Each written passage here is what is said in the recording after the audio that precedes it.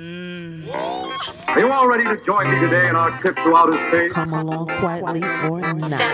I will talk to you of art. Albert Shivers.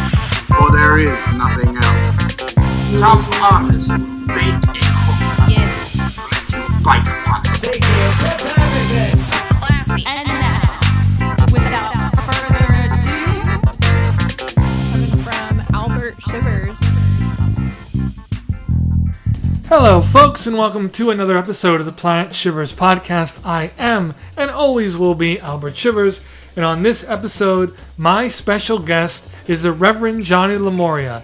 Johnny is a podcast host, digital collage artist, writer, filmmaker, television show host. He has a lot of things on his resume, and it was really fun talking with him. Before we get to Johnny, though, I just want to fill you guys in on a couple of things. First of all, lots of new art and art videos coming on my Instagram at Albert Shivers, so keep your eyes peeled on that. And next week, the Planet Shivers 500. And that's the only information I'm going to give you, but you're not going to want to miss this episode. It's going to be a lot of fun. Racing related. That's the only hint I'm going to give you, but it is the first annual Planet Shivers 500, and I'm excited for it. And in a general sort of way, look, this is episode 69, episode 70 is next week. Shit is about to get funky and weird on this podcast, I promise you. The ideas have been exploding out of both of my ears, and I can't wait for you to hear them. Also, I want to do a little birthday shout out to collage artist of the Harlem Renaissance, Reverend Bearden. This is actually fitting. Johnny does digital collage, I do traditional collage, and Reverend Bearden was a collage artist during the Harlem Renaissance. He's done a lot of great work. He is one of my biggest influences with my collage work, and I would recommend you all going and checking out his work. He was one of the leading artists during the Harlem Renaissance, and he also did paintings too, which are very interesting, especially coming from the angle that he is mainly a collage artist. You could see some of that overflow into his paintings. Big inspiration to me. Go check out the work of Reverend Bearden. Now, with all that said, let's go and talk to Johnny right after this message. Tired of having headache pain, nausea, heartburn, indigestion, upset stomach, diarrhea? Try new Pepto-Bismol chewables, made in grape, peanut butter, and cherry flavor for family and kids alike. That's right, David. And all this and more can be found at a low price at your local pharmacy. For our southern guests, keep a lookout for the new brand, Peppy Bizmilk. Must be 18 years or older to purchase. Ask a parent before overdosing. Do not take if pregnant with triplets. You are listening to the first station on your dial, WCNW, operating on a frequency of 1,500 kilocycles in Brooklyn, New York. Today, I am excited to be joined by Johnny Robinson, otherwise known as the Reverend Johnny Lemuria. Thanks for doing the show, Johnny. It's my pleasure. Thank you for having me on. Definitely. So you, as I did a little bit of research on you, you have a lot of things to your credit, two of which are writer and filmmaker. I guess let's jump right into that. Talk to me a little bit about your writing first. Well, let's see. I think my biggest accomplishment writing-wise is the audio drama that I put out with my two brothers called The Curse of Civilization, which you can find on Spotify and various other podcasting networks, Anchor FM as well. Mm-hmm. That's a time travel action adventure serial, harkening back to the golden age of radio sort of thing. That was pretty fun to do. Okay, what so that's something that I've always been interested in, as in the golden age of radio and the old radio dramas and comedies. So what did you guys do to get that happening nowadays, when such a medium is almost, it's definitely not as popular, almost forgotten about? Well, it's not, if you restrict yourself to actual terrestrial radio, It's a bit hard to do, yes. Although, if you get in good with a local public radio station, you could probably set up some sort of radio theater section with them. But today, with podcasts, the barriers for entry into doing radio drama have never been lower. If you got a script and you got some connection with voice actors, you can get quite a lot done in terms of radio drama, or radio comedy for that matter. So it really, this is in a way a sort of golden age for indie audio content. Right. So it's less of a challenge in getting it done and more of a challenge in getting it done right, I suppose. Right. that Real is challenge. always a challenge. Is this out there for people to find? Yes, as I said, if you go to Anchor.fm, if you go to Spotify, you go to most of the major podcast sharing sites, you can find, just look for Curse of Civilization. Not the civilization, just Curse of Civilization. And we're also working on another one that should be coming out, I would say, sometime next year. That's going to be more of a tense sci-fi thriller, but in the same general podcast serial format. Okay, gotcha. Now, let me ask. So, you also have experience hosting a podcast. Is there a difference between hosting the podcast that you did and doing a scripted, for lack of a radio show? Is there a difference between the podcast and the radio show? Night and day. Usually, if you're doing a radio show as opposed to the interview format podcast, you're not the main actor in it. I mean, if you're the one writing, sometimes you are also the one doing all the voice parts, but really at that point, it's more likely that you'll be using voice actors. So that means that on one hand, you can rely and seek out people who are really trained to do that sort of thing. But on the other hand, it also means the perennial lack of control over your finished product because you're not the one saying every line.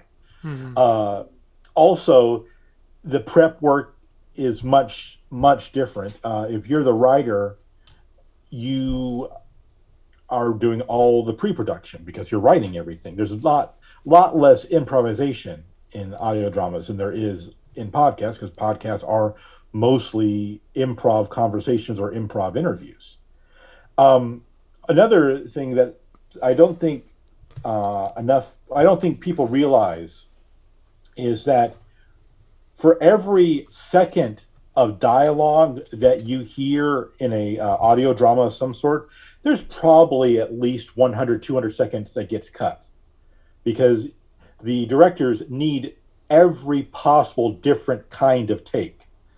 Do this line scared, do it happy, do it being possessed by an ancient Egyptian, do it all sorts of different ways. They get all these different lines so they can sift through the different takes to find one that works best for that situation and works best with all the other line readings.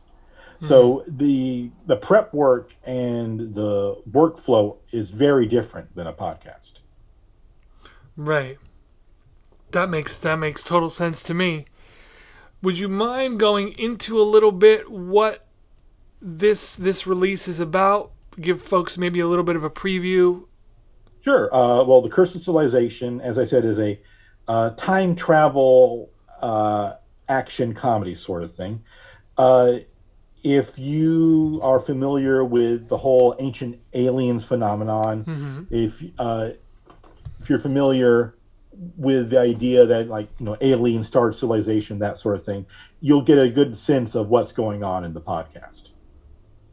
It's something along those lines. We find out that our civilization was actually started by someone or something extraterrestrial, and having to deal with that, and having to deal with all the paradoxes that come with time travel, how you can change things in the past, they may or may not change things in the future, stuff like that. Okay. What gave you an interest to do a whole project on that particular subject? Well, time travel's always a fun sci-fi trope. I like those. I mean, and I'm not a. My take on the whole ancient alien thing is, I mean, when you get right down to it, it is a certain form of racism. The idea that people who lived in those civilizations couldn't possibly do all these wondrous things, so it must have been aliens. Right, And the and reality is, that's. I'm just sorry to cut you off, but that is a point that that I agree with, and feel like I don't hear it enough. That we so easily discount an ancient civilization. They couldn't possibly do because they don't have the technology, and the truth is, like, we really don't know for sure. right. There's so many just- things that have been wiped out by cataclysms that it's hard to know the whole story. Yeah. And even if we grant that they had the level of technology that we think they had, just because we couldn't do it doesn't mean they couldn't do it. Right. I mean, it is amazing what you can do with a certain level of technology if you actually put your mind to it, Yeah. which we don't sometimes. Right. But having said all that, it is still an enormously fun concept to play with. Who doesn't Absolutely. love having an alien dressed up like an ancient Mesopotamian god? So it's a fun thing to use as a fictional device, Gotcha. even if the veracity of it is kind of spotty. Really, the other inspiration for it was the brief from my brother, because he wanted to do a entire series of radio dramas that involve the ends of civilization. So once you have that as a marching orders, it kind of forms what kind of stories you're going to be telling. The first thing it reminded me of is The Hitchhiker's Guide to the Galaxy. I don't know if you're familiar with that. Yes, I am. Yeah.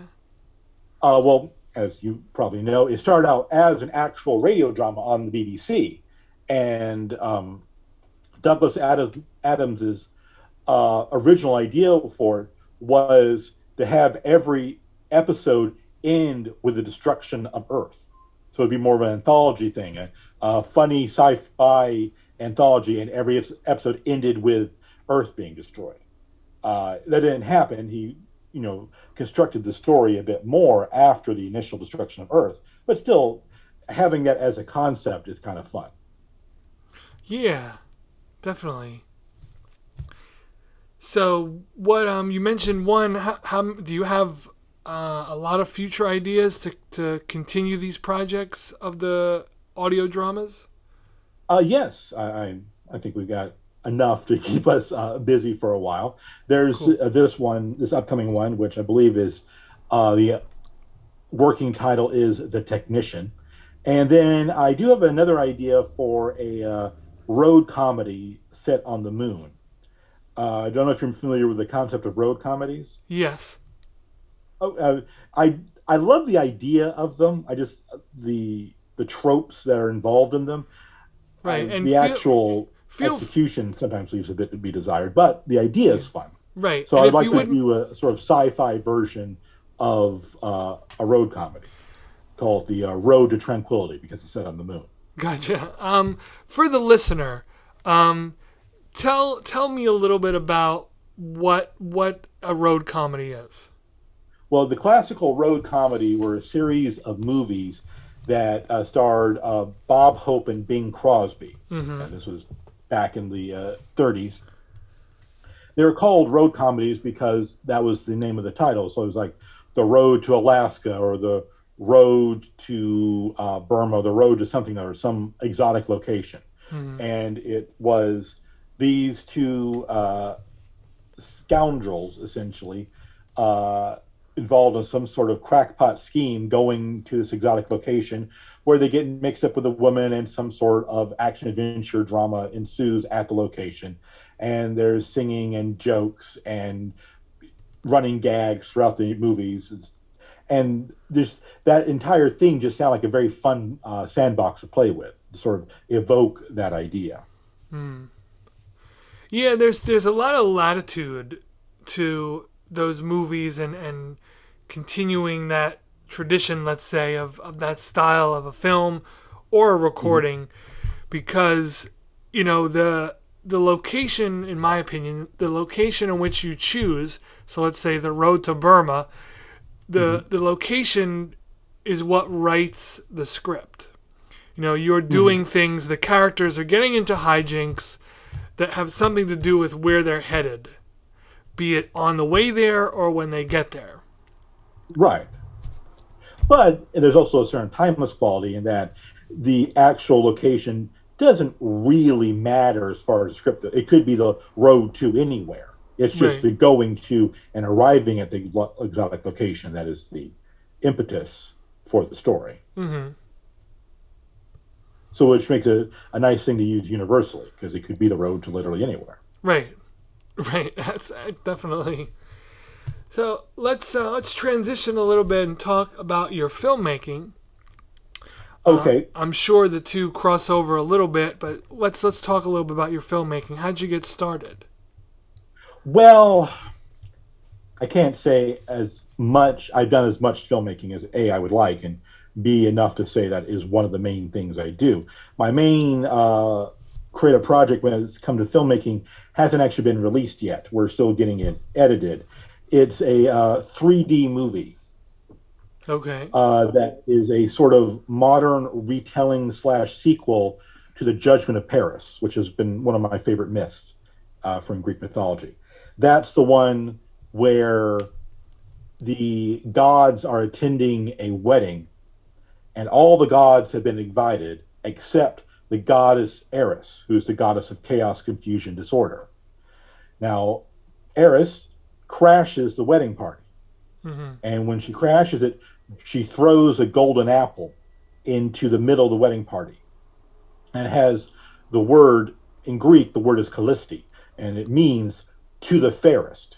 The idea being that whoever was the prettiest goddess at the wedding party would get the apple.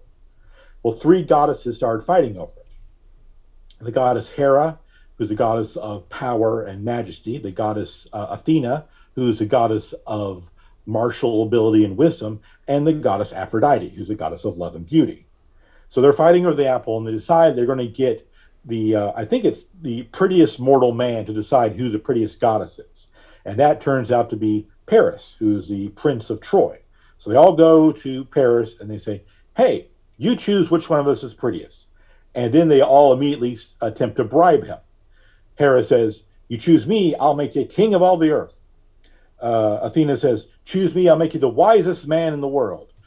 And Aphrodite says, choose me, and I will get you the prettiest human on earth. Well, Paris is a young guy and doesn't always think with his head, or at least not the big one, and chooses Aphrodite so he can have the most beautiful woman on earth, who turns out to be Helen of Sparta, who's currently married to the king of Sparta.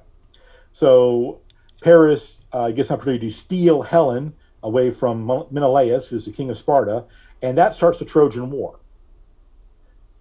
So what we did was we did a 3D film that was a sort of modern retelling of that and a sequel to it, which was very interesting to do because the techniques for doing a 3D film are very different than traditional film techniques. Right.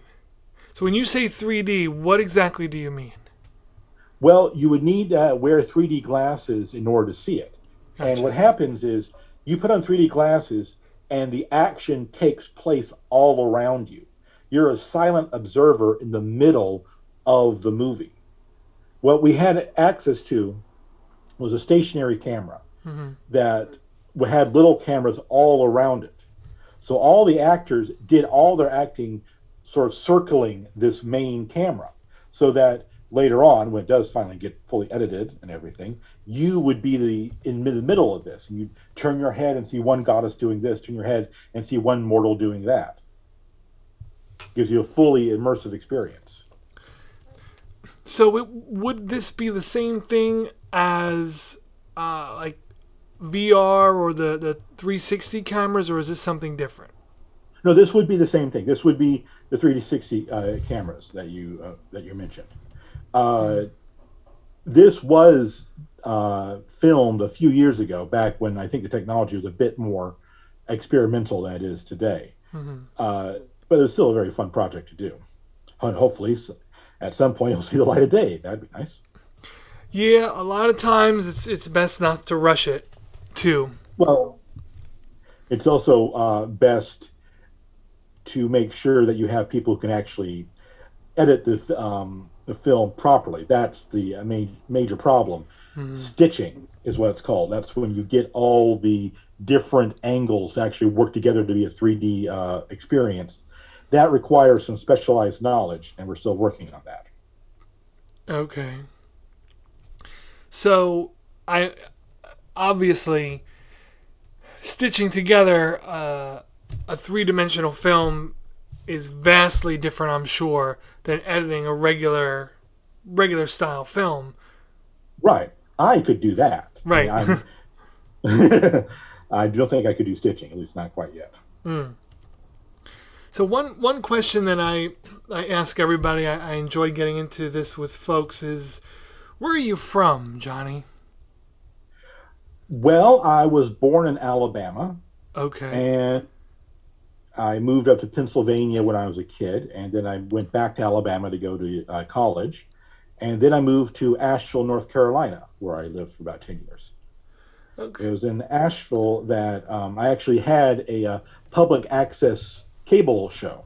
Really? Yes. Asheville had its own public access cable channel called URTV, and I secured a late night talk show of sorts. It was the only show that was scheduled for 2 a.m. and the only show that needed to be scheduled for 2 a.m., which I was quietly proud of. What kind of things did you guys cover on the talk show? Well, that's the thing. If it was on after 2 a.m., that's called like the watershed. So you could show pretty much anything you wanted to. Okay. So we had punk acts. We had psychedelic belly dancers. We had a couple of exotic dancers. Had all sorts of bohemian types on, and it was just very fun to have them perform and then interview them with a green screen, so we could just have some trippy visuals going on in the background while I interviewed them. That was just a very fun little piece of entertainment there. Yeah, it definitely sounds like it. Do you have any favorite episodes that you've done that come to mind? Favorite episodes, or maybe at least one that may stand out to you. Well, I do think the belly dancer episode was technically a very good one, just with the filming and arranging effects and stuff like that. That wasn't the only show that I was a part of. I was also a cameraman for a show called Mount Dungeon, which was local indie music. Okay. And that was a particularly fun show to do because we had a very good artist do the backgrounds for what was essentially music. We would shoot a music video for them. They come into the studio, they perform a couple of sets with these wild images going in the background, and we do an interview with them. We had some very good musicians on there. Asheville is a pretty happening town, music-wise. Okay. As for Pleasure Saucer, that was the name of the show, by the way. It was called The Pleasure Saucer. Let's see. Fighting Fauna was a zero-wave band that we had on. They were very interesting people. The lead singer made a point of essentially nearly assaulting the crowd for performances and getting them to assault her. So that was a very interesting dynamic. She was very into visceral experience when performing. So that was pretty cool. As I mentioned, we did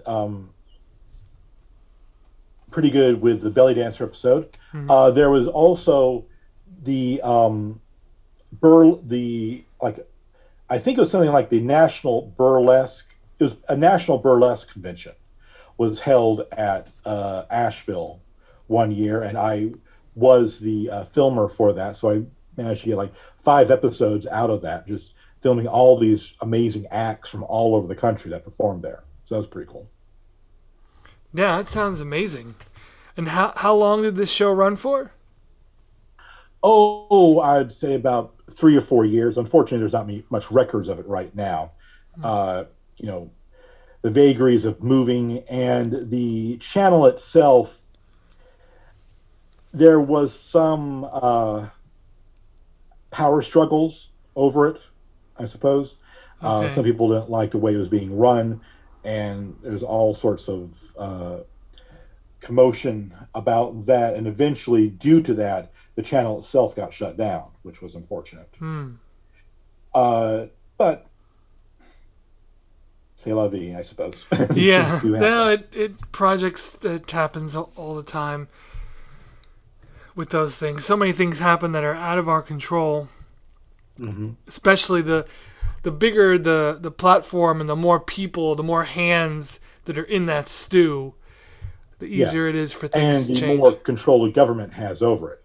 Because as a public access channel, this was being technically administered by the local government. Okay. So they always had their hands involved in it, which was very, very rarely helpful. Would you go into that a little bit? How does a government have their hands on a public access show?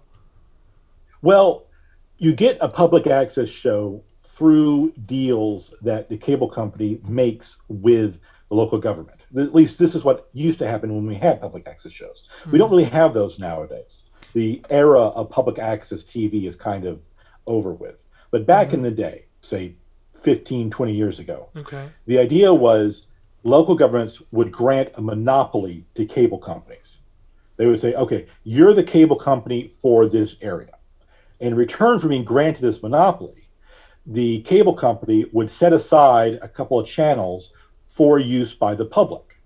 Okay. And we had a city channel and a county channel and a public access channel. But the public access channel was always losing out to the money that was being granted the city and county channel, because those were more under the direct control of the city and county governments. They didn't do nearly as much, but it was still more under direct control, so they got the lion's share of the money. So it was always a struggle to try to get an equal share of the money granted the public channels. There was accusations of mismanagement because certain people didn't get the things they wanted out of the public access channel. It raises interesting questions about the nature of democracy. Okay. Because the people who were bellyaching wanted more control over the channel itself. Like they want a council of producers to have good direct control over the channel. Whereas what was really set up was there was a manager hired to run the channel.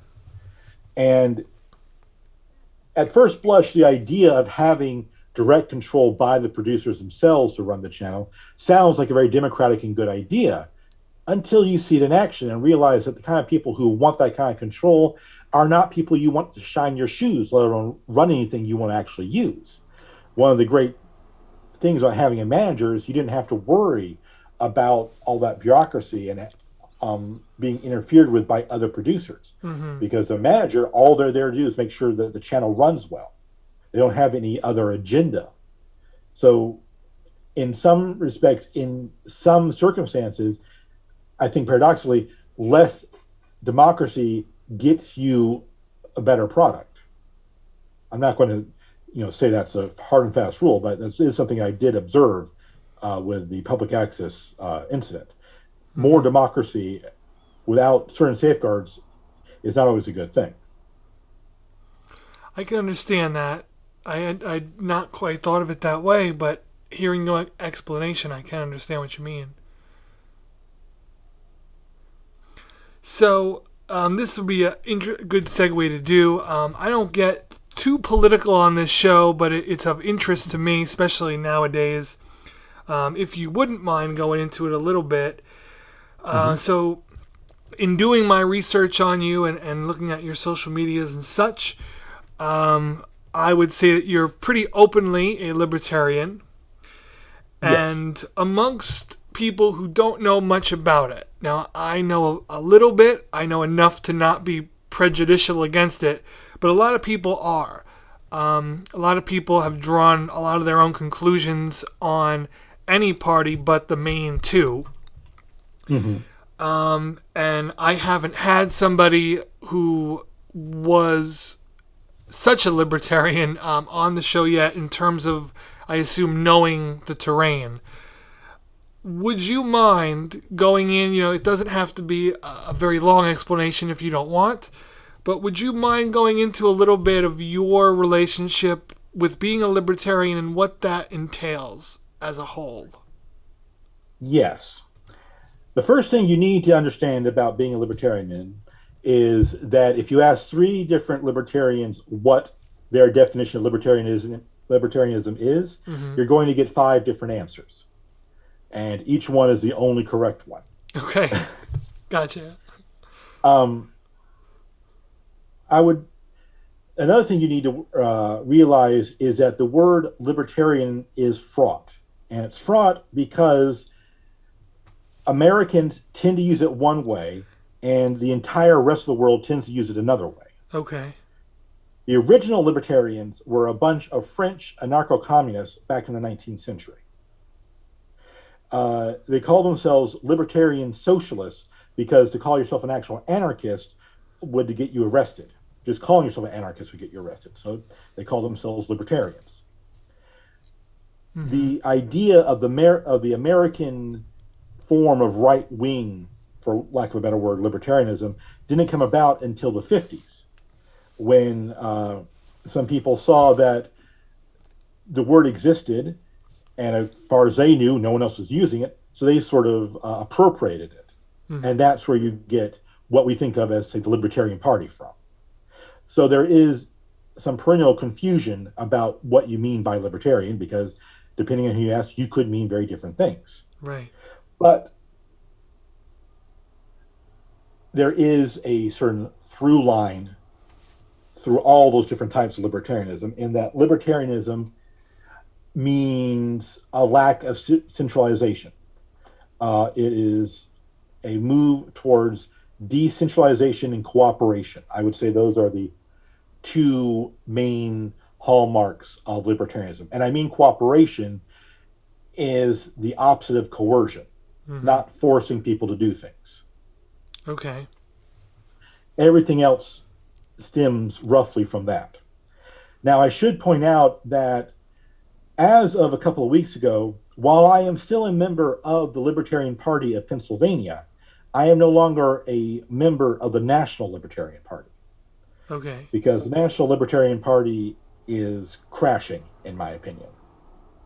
There has been, there's always been shall we say, a dynamic tension between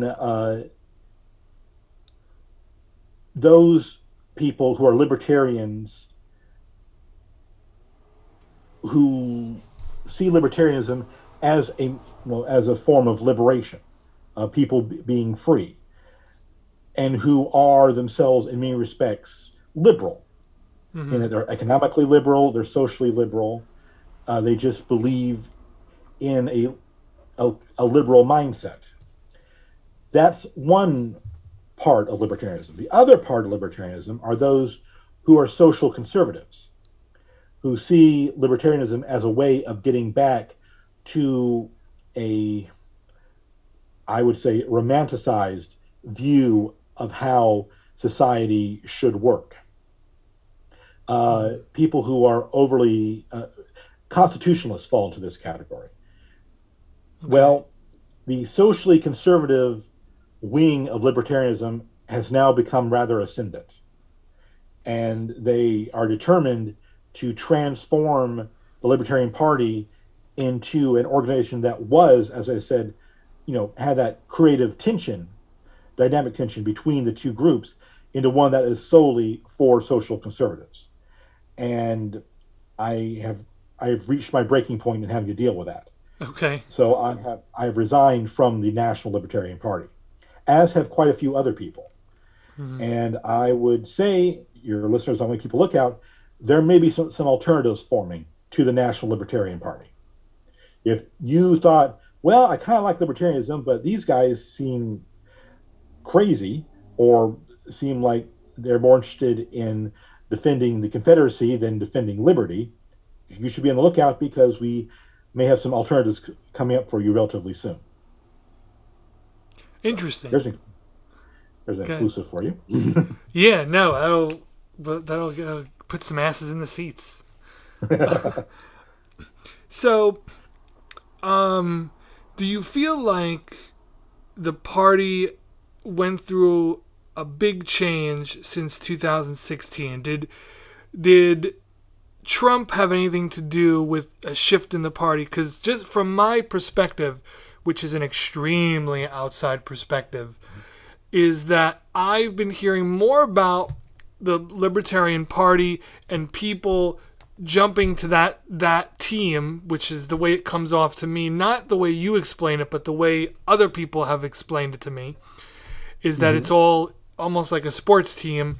Do you feel like there's been a little bit more hubbub since 2016? Well, 2016 was our most successful year ever as a political party in terms of our presidential candidate. Gary Johnson and Bob Weld did outstandingly well. And I would think a large portion of that was just how unserious the other two candidates were for that year. Yeah. Hillary Clinton and Donald Trump were very weak candidates. And I would say a lot of people didn't take them very seriously. They didn't take the dangers of them very seriously. That's obviously not true in 2020 when everyone saw the 2020 election as literally life or death. Right. I should point out that even with that, we did our second best in the 2020 election. Our presidential candidate was Jo Jorgensen, and she had the second highest vote total of any libertarian candidate, which I would venture is nothing to sneeze at. Yeah. But as far as libertarians and Trump, I wouldn't say it's so much that there was a change in the party as more of a mask off situation in the party. You've always had people in the Libertarian Party who were scruffy Republicans. Okay. Republicans who couldn't quite hack it in the Republican Party, so they became libertarians. Now, that's certainly not all, or I would say even most of libertarianism, but that is something that's happened. Those people found their champion in Donald Trump, because Donald Trump, if nothing else, is very much a Republican who is not in favor of the Republican establishment. Right. Which is a bit like saying that, he's not in favor of the Republican establishment. That doesn't make him a good thing. It just makes him not in favor of the Republican establishment. Right. Unfortunately, too many people thought, yes, because he's anti-establishment, he's what we need. That was not the case, but that's what a lot of people thought. I'm sorry, I kind of lost the thread of your question there. Oh, no, that's fine. I guess my perspective, being someone who is pretty, I consider myself not well versed in political matters, but for me to be hearing much more about the Libertarian Party than I had ever heard before in the past 4 years was very curious to me as to what it was all about. So it's your answers are very fitting and are explaining it to me very well.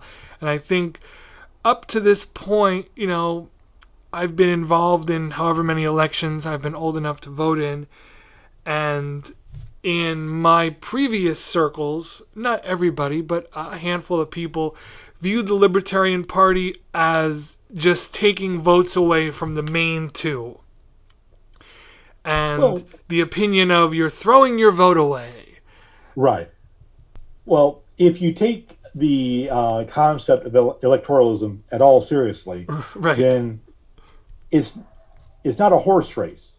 You're not supposed to bet on the winner. You're supposed to bet on the person you want to win. So if you want people to vote for a candidate, appeal to them. That's what I always found grimly amusing about the 2016 and 2020 elections. Mm-hmm. There was all these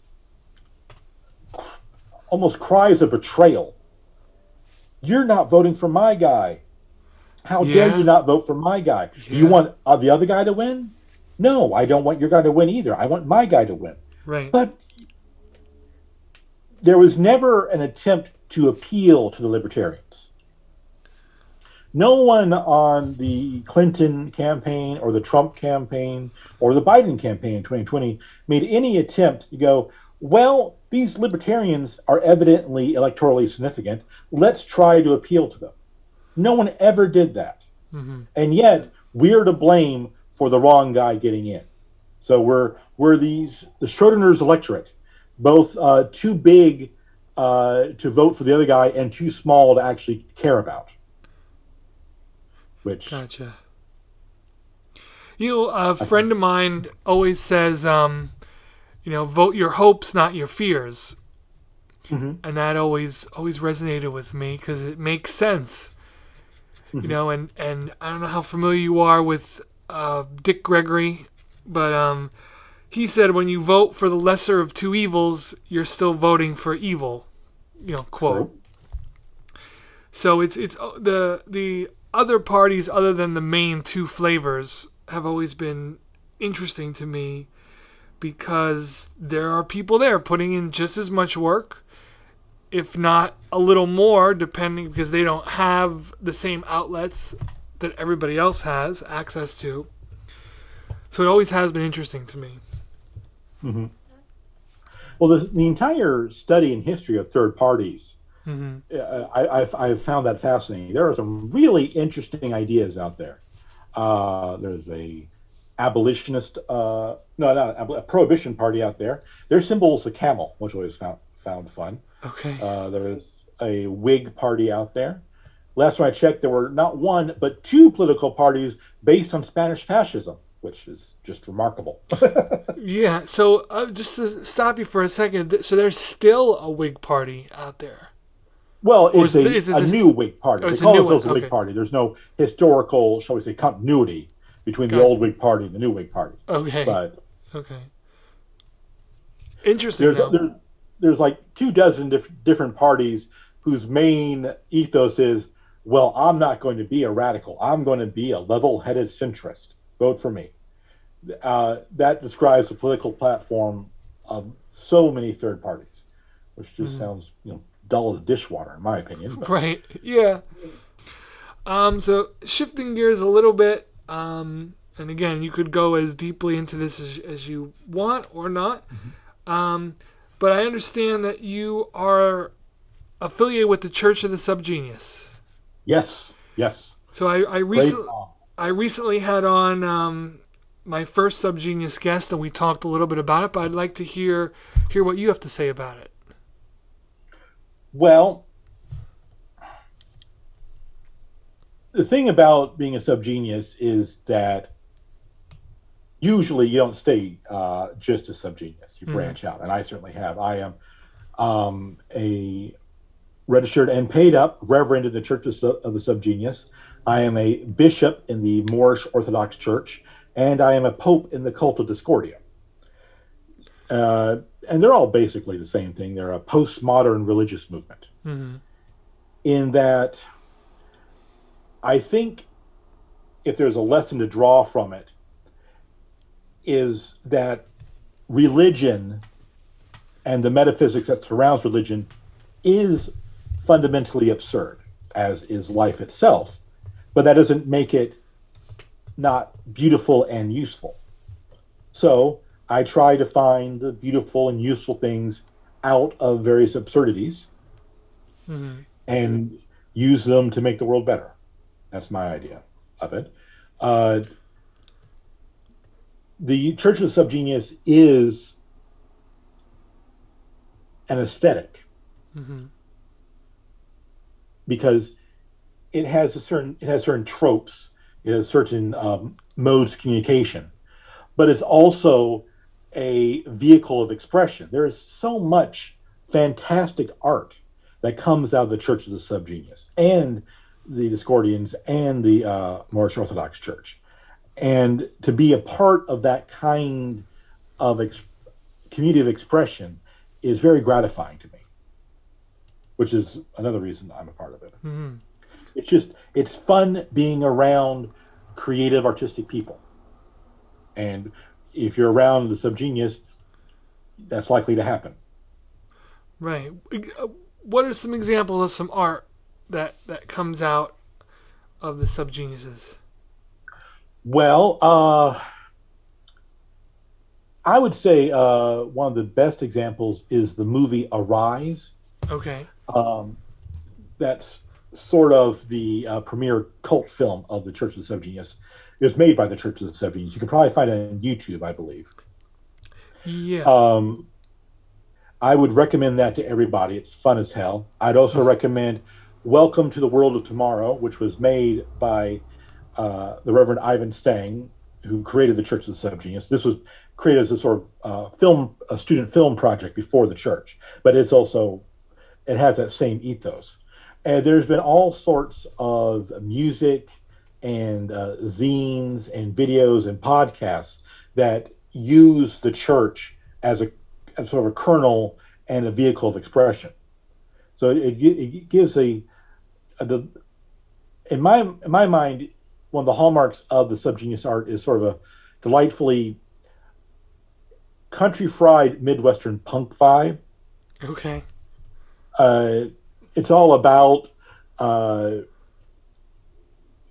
revival preachers and UFO cults and staying up too late, drinking too much coffee and taking too many pills, and just that sort of wired punk ethos is very appealing sometimes. It's a different feel from, say, the Discordians, who are much more into the whole psychedelic hippie aesthetic. Okay. And then again, different from the Moorish Orthodox Church, which gives you more of a how to put this, an exoticism, basically. You get to play around more with Egyptian and Middle Eastern tropes and ideas of secret histories and things being obscured in plain sight. Those are always good tropes for the Moorish Orthodox Church. Gotcha. Yeah, I had I feel like it just recently passed too, but I had X Day explained to me. Yes, X Day, yes. That just happened a couple of days ago. Right. And that whole, the whole thing about it sounds a lot of fun and very, very laid back group of artists almost. Mm-hmm. And it also gives you a nice unreality check in your thinking, because the only reason that we think it's not right before July 5th, 1998 is because the conspiracy told us that we've already passed 1998. What if they're lying to you?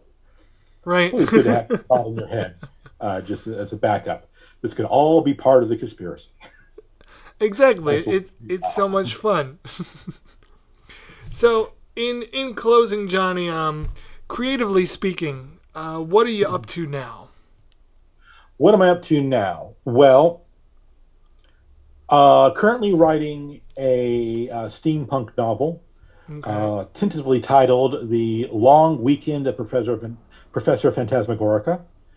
That's coming along nicely, and after that, I'm really going to dive into writing The Technician, so that we can start recording and getting into production of that, so that it will be ready. Maybe, hopefully, by the holidays of this year. If not, then early next year. That's the main plan. Okay, great. And so you've hosted the Johnny Lemuria show, your podcast. You're taking a little break from it for the time being. Yes. But where can people find the episodes that you do have up? Well, you can find those episodes wherever fine podcasts can be found: Spotify, Apple iTunes, all the standard places. Mm-hmm. You can also go to my website, johnnylemuria.com. That's where I have all my podcasts, and all my art is there as well. Okay. You can also find me on social media, on your Facebook, your Instagram, your Twitter, and all those. Just looking for Johnny Lemuria, and I should pop up. Okay, and you know what? Not to leave it out. What kind of art do you do? I primarily do digital collage. I find a lot of satisfaction in that. My art does tend to run towards, I suppose, the mythological icon. I do like incorporating mythological themes and elements into my artwork in a redone format. Mm-hmm. I find invoking a god or goddess to be very helpful in coming up with some creativity. Gotcha. So I work a good bit in collage. What is it? There are a lot of things that I enjoy about collaging. A very long list. What is it that you find enjoyable about it? Well, obviously the main enjoyment of collage is the connection that comes with juxtaposition. Mm-hmm. Finding the two disparate elements that have nothing to do with each other, but when you put them together, you go, my God, these should have been together all the time. Right. That's a nice feeling. It's sort of a kind of puzzle solving in a puzzle that never actually existed sort of way. Yeah, it's your own created puzzle, and nobody could have put it, the way I think about it is nobody could have put it together that way except for you in that moment. So I think it's a very personal way of expression that is, again, you use the perfect word, which I seek out too, which is juxtaposition. Getting two images to join forces that normally you wouldn't think of. Right. Where do you get in the digital world of collage, where do you get your source images from? Could they be from anywhere? I would say I get most of my images from Pinterest. Okay. There are some remarkable libraries of images there. You can look for old paperback covers, old advertisements, old Ziegfeld Folly photographs, all sorts of things there. Okay. I would say that a good portion of the images I use do come from Pinterest. All right, let me ask you this. Have you ever been to archive.org? I have. In fact, that's where I host all of my podcasts, is on archive.org. Okay. There's tons of imagery to be found there as well. That is very true. I've recently stumbled across a profile on archives.org of somebody who is chronicling magazines from the 50s and probably 60s too, like Life magazine, Look magazine, all those kind of things. And he has them subcategoried by what they are. In other words, clothing advertisement, car advertisement, article, celebrity photo. So I recently just found a bunch of really cool stuff on there. That's cool. I should take a closer look at archive for photos. That would be kind of neat. Yeah, that since I found that website, it's been such like a treasure chest of cool stuff, from music to film footage to visuals and images. Mm-hmm. It's a cool place to just sort of dive down the rabbit hole. It is indeed. Yeah. Well, Johnny, this has been a fantastic episode. I'm very happy to have gotten to know you a little bit and hear about what you're up to and things. And thanks so much again for giving your time and being on the show. It's my pleasure. I should also point out that the episode I did with you will be coming out today. I'll be putting it on my website today. Oh, so awesome. JohnnyLemuria.com. You can catch my interview with Albert Shivers on the podcast today. Cool. I'll put all those links and the links to your things in the info of the podcast so folks can see what you're up to. When we were preparing for you to speak to me on your show, I listened to a few of your podcasts just to get myself acquainted with your style and what you're doing. And I listened to like 3 or 4 episodes that first time and really enjoyed your show. So I do, we talked a little bit before the interview. I do understand taking a break. I do hope you get back on it because you got a fan in me. And, I hope that you're able to continue down the road. I appreciate that. The Johnny Lemuria show will rise again in some form or fashion. Do not worry about that. Fantastic. Well, I'll keep tabs on it and I'll let my folks know when you're back at it. Sounds good. Thank you so much. And thank you for listening to another episode of the Planet Shivers podcast.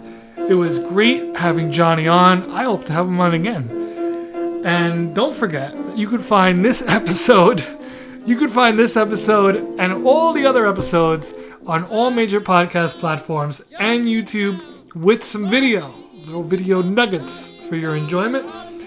Next week, Planet Shivers episode 70, the Planet Shivers 500, the inaugural Planet Shivers 500.